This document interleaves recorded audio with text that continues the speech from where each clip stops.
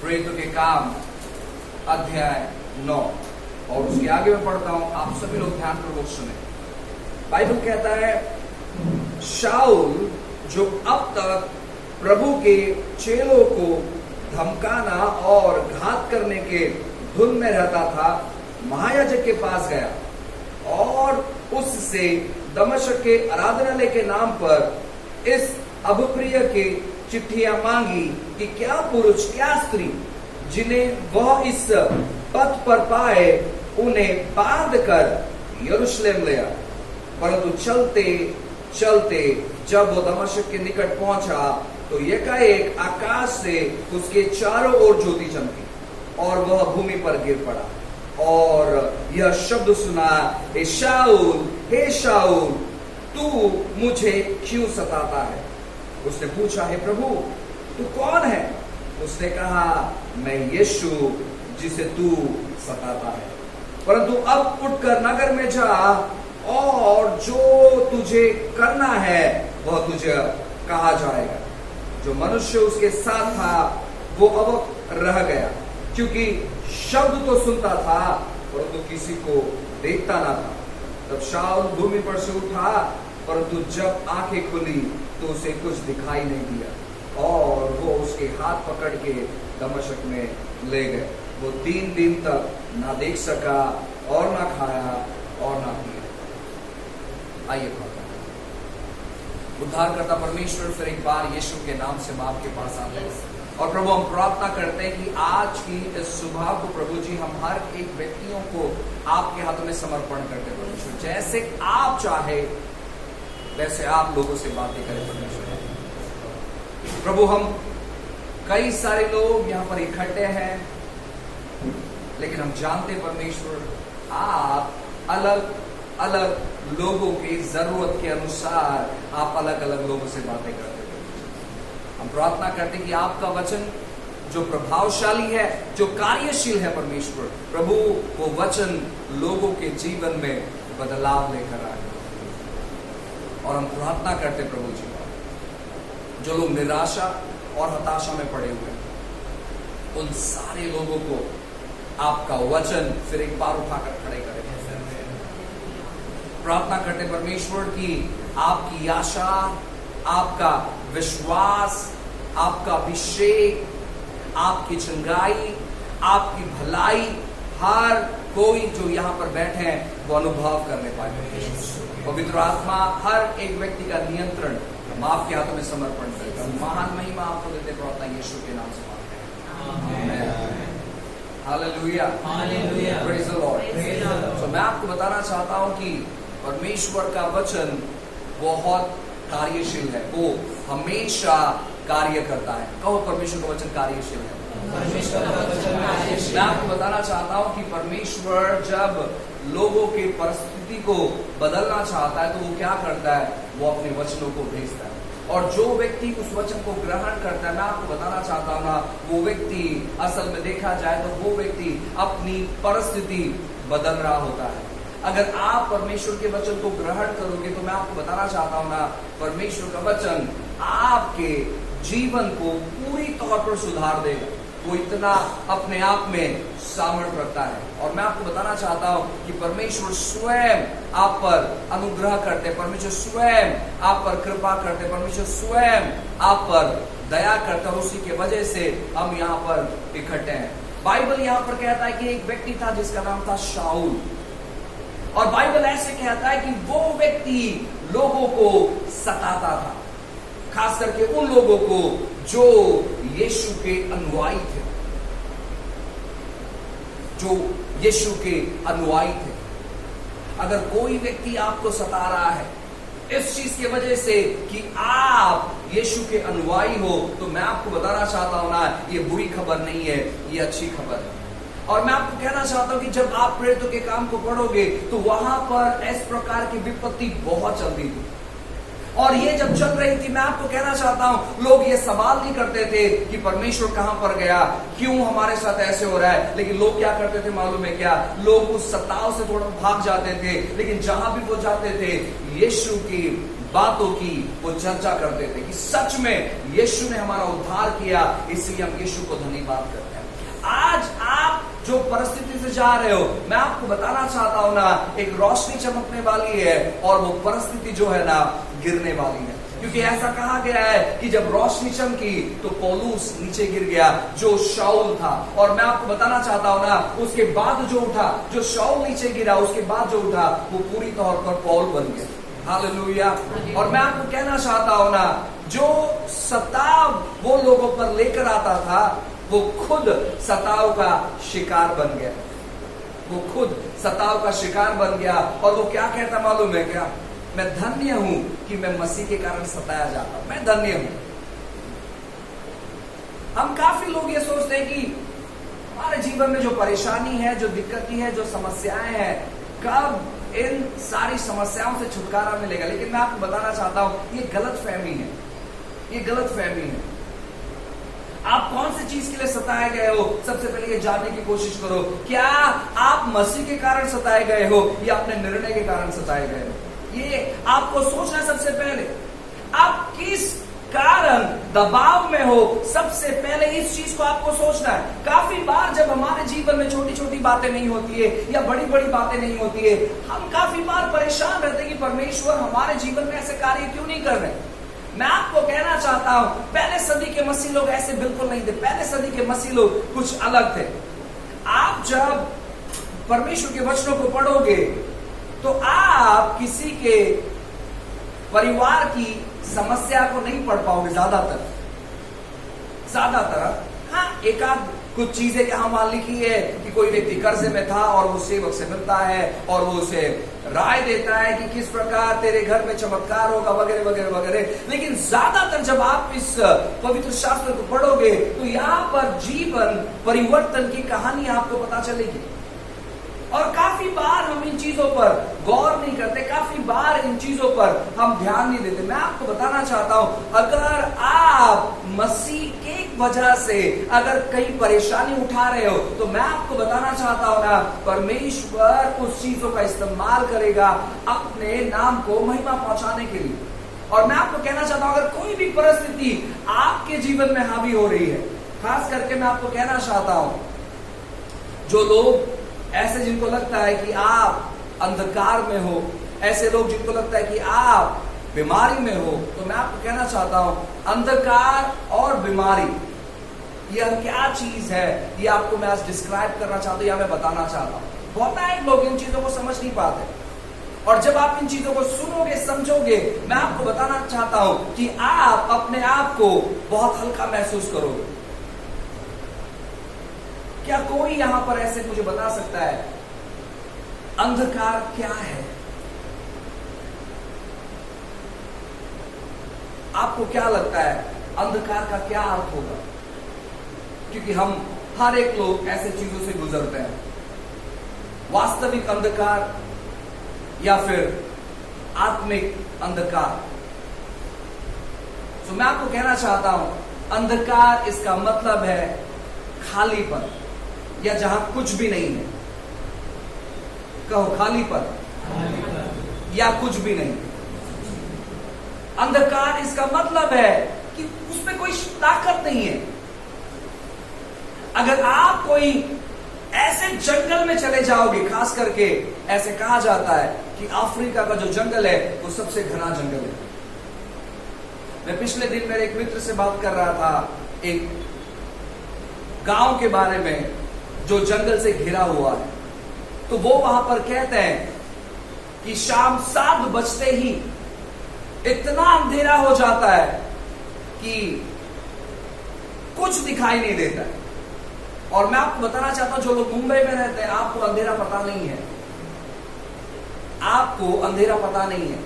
बहुत घना अंधकार, जहां पर आपको कुछ दिखाई नहीं देता, कुछ दिखाई नहीं देता। वो क्यों वहां पर कुछ दिखाई नहीं देता है? क्योंकि वहां पर कुछ नहीं है, और वहां पर प्रकाश नहीं होने की वजह से वहां पर अंधकार है।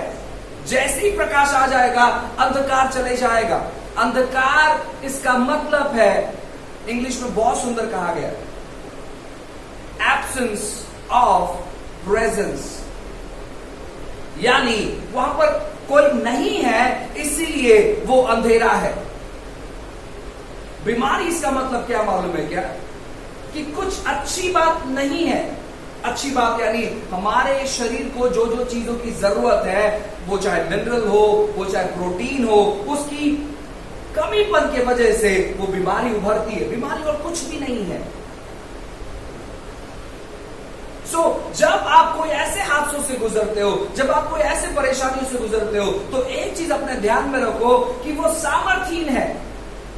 यीशु मसीह जो भी व्यक्ति से मिलता था, अगर वो व्यक्ति बीमारी से गुजर रहा है, बीमार पड़ा हुआ है, यीशु केवल शब्द कहते थे और बीमारी चली जाती थी। सीक्रेट क्या है? यीशु को मालूम है कि बीमारी इसका मतलब है कुछ भी नहीं, अच्छी चीजों की कमी है, इसलिए ये व्यक्ति यहां पर है, ये चीज यहां पर है। अगर हम आज रात को 12 बजे या 1 बजे, जो कि आधी रात की लगभग समय है, अगर हम यहां पर इकट्ठे होते हैं, आपको क्या लगता है कि यह जगह अंधेरे में रहेगा? बिल्कुल नहीं, क्योंकि अगर हम इकट्ठे हो रहे हैं तो हम पक्का ये करेंगे कि लाइट चालू हो, क्योंकि हम अंधेरे में इकट्ठे नहीं हो सकते। तो कोई ना कोई व्यक्ति पहले आएगा और सारी लाइट को चालू कर देगा। और मैं आपको बताना चाहता हूं ना, जब आप रात 12 बजे भी आओगे तो आपको ऐसा ही माहौल मिलेगा, आपको अंधेरा नहीं मिलेगा, क्योंकि लाइट चालू रहेगा। लाइट चालू होने की वजह से अंधेरा यहां पर प्रवेश नहीं कर सकती है। उसी प्रकार परमेश्वर का वचन भी है। जब आप उत्पत्ति की किताब को पढ़ोगे तो लिखा गया है कि घोर अंधकार छाया हुआ था, क्योंकि पृथ्वी पर कुछ भी नहीं था। पृथ्वी सुनसान पड़ी हुई थी, वहां पर खालीपन था, इसीलिए अंधकार वहां पर था। लेकिन जैसे ही परमेश्वर ने अपने शब्दों को कहा, वो अंधकार चले गया और वहां पर प्रकाश आ गया। अगर हमारे जिंदगी के कोई भी कोने में ऐसा हिस्सा है जहां पर आपको लगता है कि वो अंधकार से भरा हुआ है, क्योंकि वहां पर कोई प्रवेश नहीं किया है, इसीलिए वो अंधेरे से भरा हुआ है। और एक वचन पढ़ते, भजन संहिता 119, भजन संहिता 119, बहुत सुंदर वचन। अगर किसी के पास इंग्लिश अनुवाद है तो मैं चाहता हूं कि वो भी पढ़े। भजन संहिता 119 उसका 130, Psalms 119 verse 130। हिंदी में लिखा गया है, तेरे बातों के खुलने से प्रकाश होता है, उससे भोले लोग समझ प्राप्त करते हैं। इंग्लिश में अगर किसी के पास है, कोई जोर से पढ़ सकता है?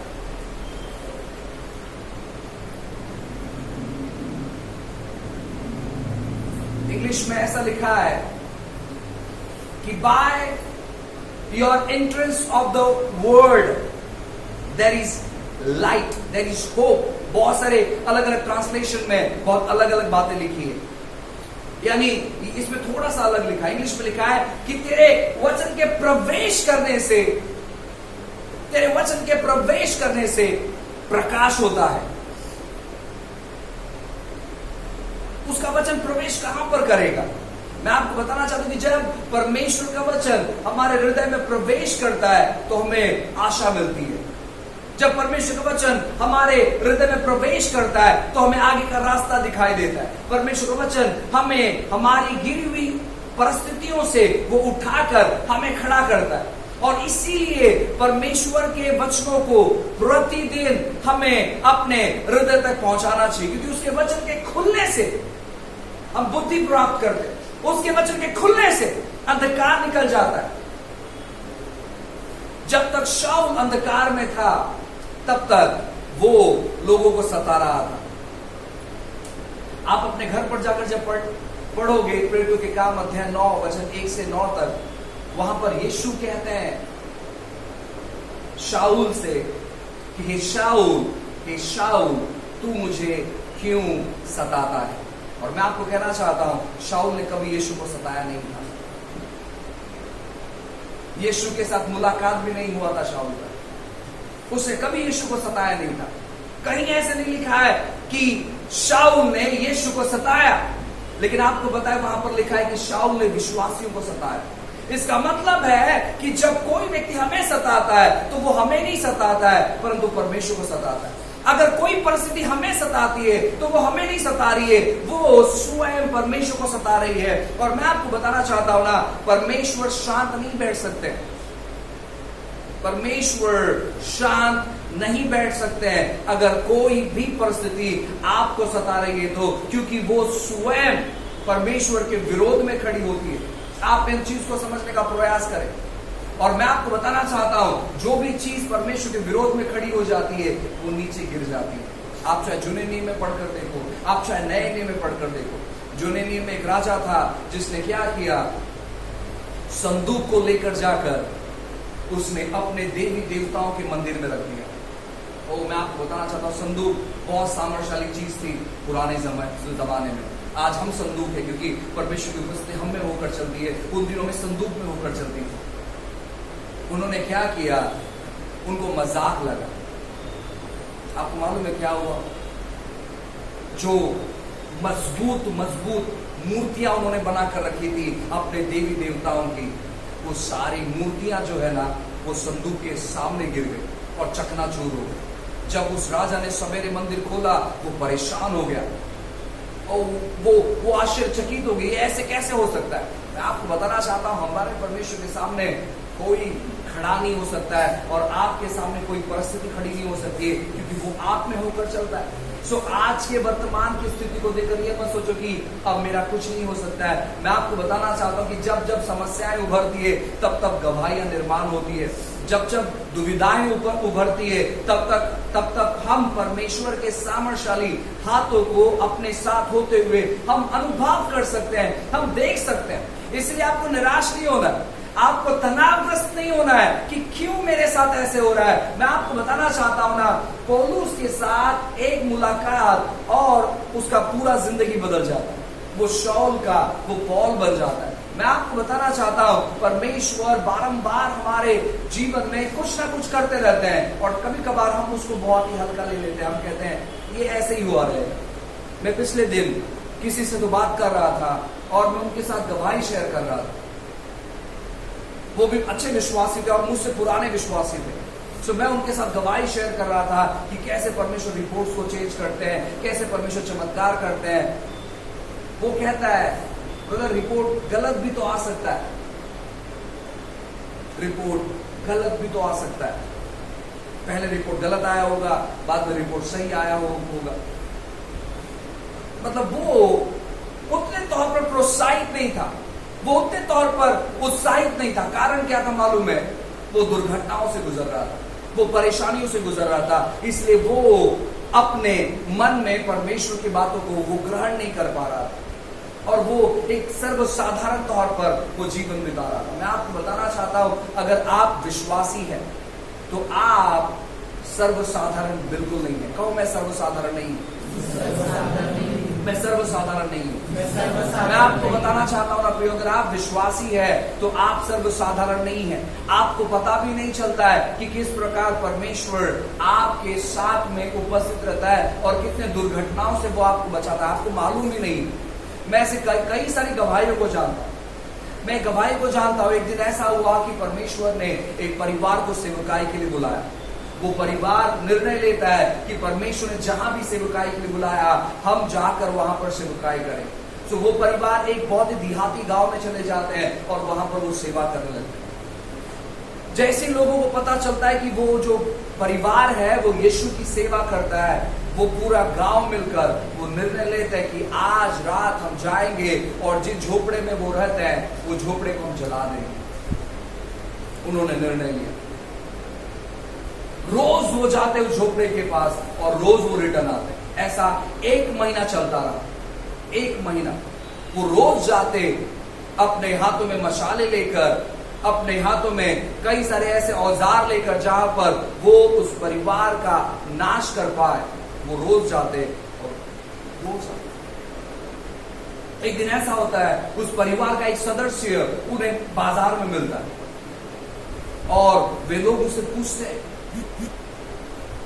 कि हम रोज आपके घर पर आते हैं और आपके घर के सामने दो बहुत लंबे चौड़े आदमी खड़े रहते हैं, आप उनको कितना पैसा देते हो? वो कहते हैं कि हम कुछ भी नहीं देते और हमें पता भी नहीं है। वो कहते हैं कि वो यहाँ के नहीं है बिल्कुल, क्योंकि वो बहुत लंबे, वो बहुत चौड़े, और हम जब भी जाते हैं हम छुपके से उन्हें देखते हैं कि आज शायद वो नहीं रहेंगे, लेकिन रोज वो रहते हैं। मैं आपको कहना चाहता हूं ये समझने के थोड़ा सा कठिन है, लेकिन ये हकीकत है। मैं ऐसे कई सारे गवाहों को जानता हूं जहां पर परमेश्वर अद्भुत तौर पर लोगों के साथ में रहते हैं, और कभी कभार हमें लगता है कि हम इतनी सारी परेशानियों से गुजर रहे हैं, शायद परमेश्वर साथ में है भी या नहीं है। मैं आपको बताना चाहता हूं, भजन संहिता 23 में ऐसा लिखा है कि चाहे मैं घोर अंधकार के तराई में होकर चलूं। इसका मतलब है कि तराइयों में हम चलते हैं, अंधकार से हम गुजरते हैं, लेकिन वो हमारे साथ में रहता है। और मैं आपको बताना चाहता हूं, अंधकार से बाहर निकलने के लिए या निकालने के लिए उसकी उपस्थिति की जरूरत नहीं है, उसकी लाठी खाली काफी है। उसकी लाठी खाली काफी है, उसका शब्द खाली काफी है हमारे परिस्थिति को बदलने के लिए। उसकी उपस्थिति की जरूरत नहीं है हमें तकलीफ से बाहर निकलने के लिए, उसका वचन खाली काफी है। उसकी उपस्थिति क्यों हमें चाहिए मालूम है क्या? उसके साथ आनंद मनाने के लिए, उसके साथ संगति करने के लिए। लेकिन हम क्या सोचते हैं मालूम है क्या? कुछ लोग उसकी उपस्थिति चाहिए हमें बड़े बड़े चमत्कार को करने के लिए, अनुभव करने के लिए। बड़े चमत्कार को अनुभव करने के लिए परमेश्वर की उपस्थिति की जरूरत नहीं है, उसका शब्द आपके पास जो है ये काफी है। उसकी उपस्थिति हमें क्यों चाहिए मालूम है क्या? उसके साथ संगति करने के लिए, उसके साथ बातें करने के लिए, उसके साथ डिस्कस करने के लिए, उसके साथ अपने हृदय को उंडेलने के लिए। और जब हम ऐसे व्यक्ति बनते हैं, जो व्यक्ति परमेश्वर के वचन को समझता है, मैं आपको कहना चाहता हूं ना, अद्भुत चीजें हम अपने जीवन में अनुभव करेंगे। उसके वचन के खुलने से प्रकाश होता है, उसके वचन को खुलने से हम बुद्धि प्राप्त करते हैं। उसके वचन को जब हम ग्रहण करते, तो मैं आपको बताना चाहता हूं ना, उसका वचन हमारे लिए, हमारे पांव के लिए, हमारे मार्गदर्शन के लिए वो टॉर्च बन जाता है, वो ज्योति बन जाती है, वो दीपक बन जाता है। सो क्यों ना हम परमेश्वर के वचनों को अपने जीवन में ग्रहण करते चले जाए, परमेश्वर के वचनों को पढ़ते चले जाए, परमेश्वर के वचनों को अपनी स्थिति पर, अपनी परिस्थिति पर बोलते हुए चले जाए। अगर हमारे परिवार का कोई सदस्य अब तक विश्वासी नहीं हुआ है, आपको शांत नहीं बैठना है, परमेश्वर के वचनों को उनके जिंदगी पर कहते रहना, उनको उनके जीवन पर, उनके परिवार पर, उनके शरीर पर, उनके मन पर आपको लगातार तौर पर कहते रहना है। और मैं ये जानता हूं कि परमेश्वर का वचन जो है वो ऐसा बीज है जो कभी खराब नहीं होता, वो कभी सड़ता नहीं है, वो कभी खराब नहीं होता। वो बहुत खूबसूरत तौर पर आज नहीं तो 1 साल के बाद, नहीं तो 10 साल के बाद वो जरूर फलवंत होता है, वो जरूर फलवंत होता है, वो जरूर फलवंत